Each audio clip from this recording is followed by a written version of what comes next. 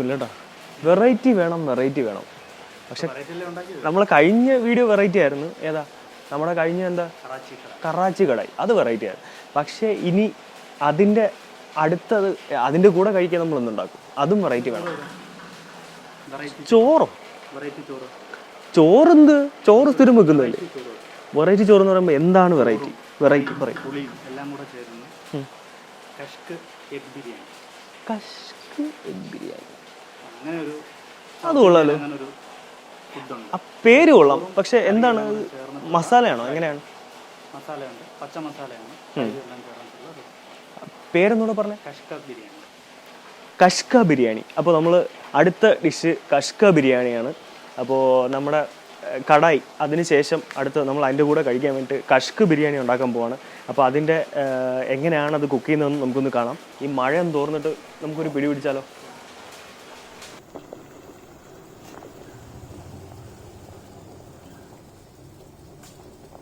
എത്ര കേട്ടോ എണ്ണ ഒഴിച്ചേ? ഒരു 2 ടേബിൾ സ്പൂണ് എണ്ണ ഒഴിക്കുക. അതിലേക്ക് കുറച്ച് ഇഞ്ചി, വെളുത്തുള്ളി,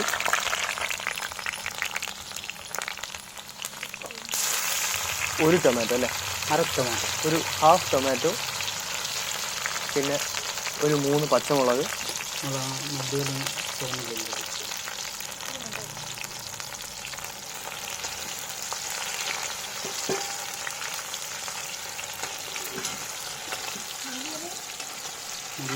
ചുവന്നുള്ളത്,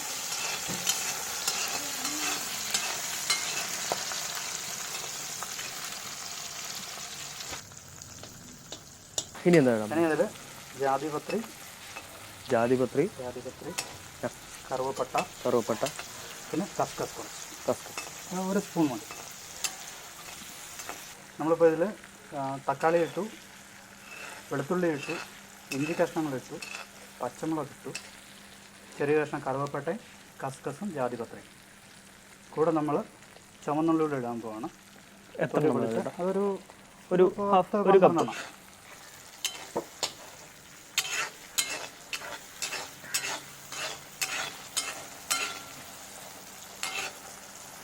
പിന്നെ അതിലേക്ക് മല്ലിയില, കുറച്ച് മല്ലിയില ഇടുകയാണ്.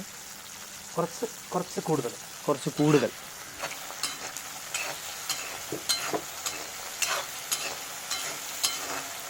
നല്ലപോലെ ഒന്ന് ചൂടാവണം.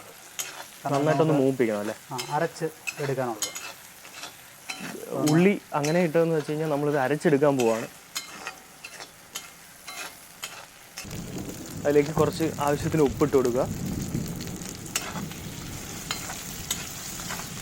ഇങ്ങനെ ഇളക്കിക്കൊണ്ടേ ഇരിക്കണം, കാരണം ഇല്ലെങ്കിൽ ഇത് കരിഞ്ഞു പോകാൻ സാധ്യതയുണ്ട്. ഉള്ളിയൊക്കെ കരിയാണ്ട് നന്നായിട്ടൊന്ന് മൂപ്പിച്ചെടുക്കുക. അരയ്ക്കുന്നതിന് മുമ്പ് ഇതൊന്ന് തണുക്കാൻ വേണ്ടിയിട്ട് അനുവദിക്കുക. അപ്പോൾ അതിനുവേണ്ടി നമ്മൾ തീ ഓഫ് ചെയ്ത് വെയിറ്റ് ചെയ്യാം.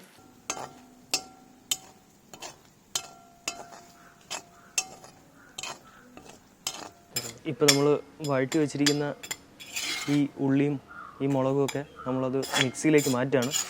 ഇതിനി എന്താ ചേട്ടാ ചെയ്യാനുള്ള? നമ്മളിപ്പോൾ അരച്ചെടുക്കാൻ പോകാം. ഇതിപ്പോൾ ഇനി നന്നായിട്ട് അരയ്ക്കണോ അതോ ജസ്റ്റ് ലൈറ്റായിട്ട്? അപ്പോൾ നമ്മുടെ ഇത് തണുത്തിട്ടുണ്ട്. ഈ ഉള്ളിയും പച്ചമുളകൊക്കെ ഇട്ട ഈ ഒരു സംഭവം തണുത്തിട്ടുണ്ട്. അപ്പോൾ അതിനി മിക്സിയിലേക്ക് ഇട്ടിട്ട് നന്നായിട്ട് ഒന്ന് അരച്ചെടുക്കാൻ പോവാണ്. നന്നായിട്ട് ഇങ്ങനെ അരച്ചെടുക്കണം. അപ്പോൾ നമ്മുടെ കഷ്ക് ബിരിയാണിക്ക് വേണ്ടിയിട്ടുള്ള സാധനം റെഡിയാക്കുകയാണ്. അപ്പോൾ ആദ്യം കുക്കർ ഒന്ന് ചൂടായിട്ട് അതിലേക്ക് ഒരു എത്ര കേട്ടോ നെയ്യ് എടുത്ത്? ഒരു 2 ടേബിൾ സ്പൂൺ നെയ്യ് ഒഴിച്ചു. അപ്പോൾ അതൊന്ന് ചൂടായിട്ട് അപ്പോൾ അതിലേക്ക് കുറച്ച് കറുവപ്പട്ട ഇട്ടു. ഇനി ഇതിലേക്ക് കുറച്ച് ഉള്ളി എത്ര കേട്ടോ? ഒരു ഉള്ളി മുഴുവനായിട്ട്, അരത്തക്കാളി ഫുള്ളും, പിന്നെ ഒരു അര തക്കാളി ഇതൊക്കെ ഇട്ട് നന്നായിട്ടൊന്ന് ഇളക്കി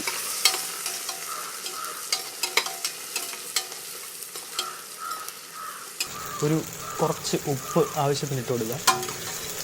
ഇതെല്ലാം കൂടെ ചേർത്ത് നന്നായിട്ട് ഇങ്ങനെ ഇളക്കി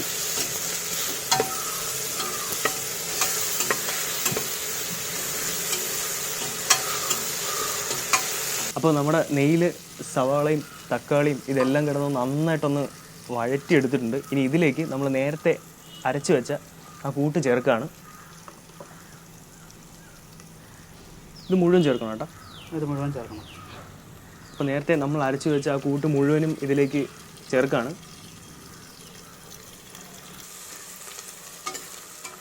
ഇതിങ്ങനെ നന്നായിട്ടൊന്ന് മിക്സ് ചെയ്യുക. ആ ഉള്ളിയൊക്കെ ആയിട്ട് ഇതൊന്ന്. അപ്പോൾ ഇനി ഇതിലേക്ക് ഒരു പച്ചമുളക് പൊട്ടിച്ചിടുകയാണ്. അപ്പോൾ അതും എല്ലാം കൂടി നമ്മളിങ്ങനെ ഒന്ന് ഇളക്കി നന്നായിട്ടൊന്ന് മിക്സ് ചെയ്യുകയാണ്. ഇത് തീ കുറച്ച് വെച്ചിട്ട് വേണം ചെയ്യാൻ, കാരണം ഇത് ഒരുപാട് കരിയാൻ പാടില്ല. അപ്പോൾ അതുകൊണ്ട് തീ കുറച്ച് വെച്ചിട്ട് വേണം ചെയ്യാൻ. ഒരു ടീസ്പൂൺ കാശ്മീരി മുളക് ഇട്ടിരിക്കുകയാണ്.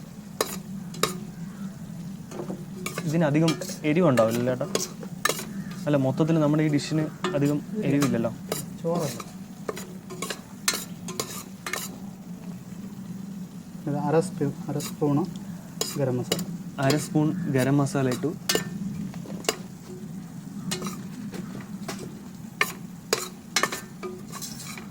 ഇനി ഇതിലേക്ക് അര സ്പൂൺ മഞ്ഞൾപ്പൊടി ഇടാം.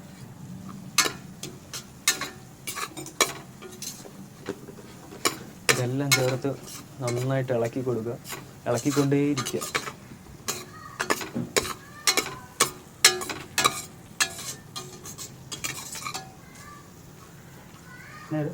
അര കപ്പ് തൈര്. ഇനി ഇതിലേക്ക് അര കപ്പ് തൈര് ഒഴിക്കുകയാണ്.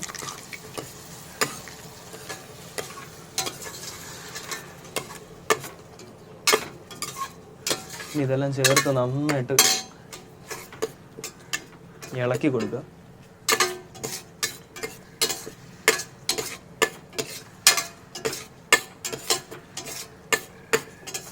അപ്പോൾ ചേട്ടാ, നമ്മൾ ഇതുവരെ എന്തൊക്കെയാണ് ഇതിൻ്റെ പ്രോസസ്സ് ചെയ്തത്? ആദ്യം നമ്മൾ നെയ്യ് നന്നായിട്ടൊന്ന് ചൂടാക്കി 2 ടേബിൾ സ്പൂൺ നെയ്യ് ഒഴിച്ച് അതിനകത്ത് കറുവപ്പട്ട, പിന്നെ ഉള്ളി, കറുവപ്പട്ട, സവാള, അത് രണ്ടും ഇട്ട് നല്ലപോലെ ഒന്ന് മൂപ്പിച്ചെടുത്തതിന് ശേഷം അതിനകത്ത് ടൊമാറ്റോ അര കഷ്ണം ടൊമാറ്റോ പീസ് ചെയ്തിട്ടു. പിന്നെ അരച്ച മസാല ഇട്ടു. ഒരു സ്പൂൺ മുളക് പൊടി, അര സ്പൂൺ ഗരം മസാല, അര സ്പൂൺ മഞ്ഞൾപ്പൊടി, പിന്നെ ഒരു പച്ചമുളക്. ഇത്രയിട്ട് നന്നായിട്ട് ഇളക്കുകയാണ്. തിളച്ചിട്ടുണ്ട്. അതിനുശേഷം നമ്മുടെ അരിയുടെ അളവിന് വെള്ളം കൂടി ചേർക്കും. ഓക്കെ. അപ്പോൾ നമ്മുടെ അരിക്ക് 1.25 കപ്പ് വെള്ളം എന്നുള്ളതാണ്. 1 കപ്പ് അരിക്ക് 1.25 കപ്പ് വെള്ളം കുക്കറിൽ വേവിക്കുന്നതാണ്. ഓക്കെ. ഈ വെള്ളം ഒഴിക്കുകയാണ്.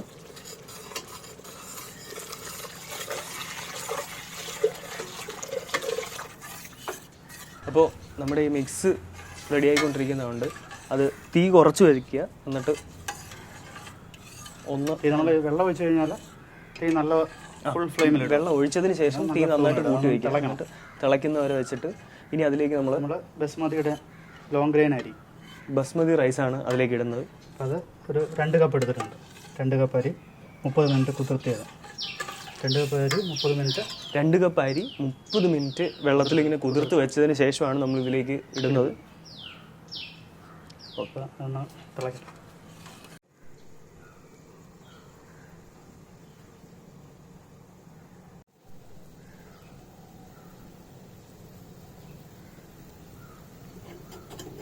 അപ്പോൾ നമ്മൾ ഇതിലേക്ക് ബസ്മതി റൈസ് ഇടുകയാണ്.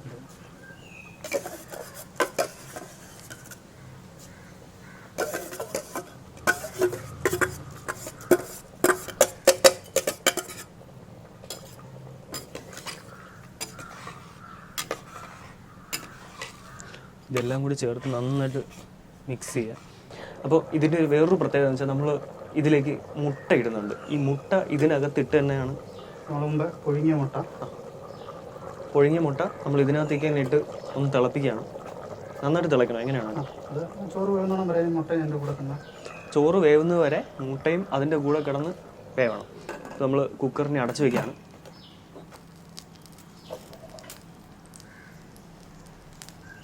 ഇത് എത്ര സമയം എടുക്കും ചേട്ടാ? ഇത് ഒരു വിസിലാണ്. അപ്പോൾ ഒരു വിസിലടിക്കുന്നത് വരെ നമുക്കത് വെയിറ്റ് ചെയ്യാം.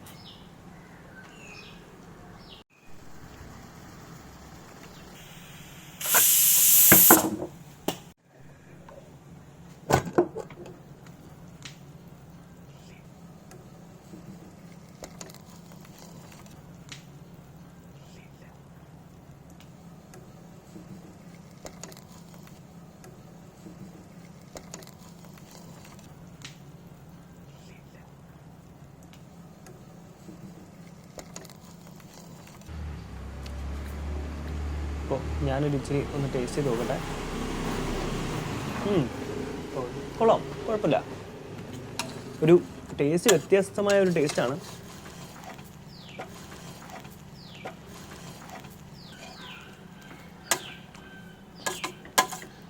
കുറച്ച് നെയ്യ് ഒഴിച്ചാൽ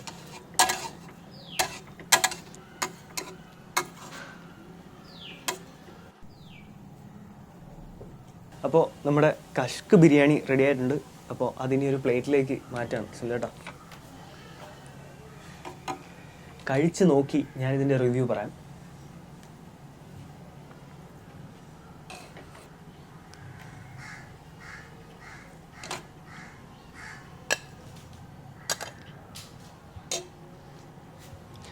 അപ്പോൾ ദേ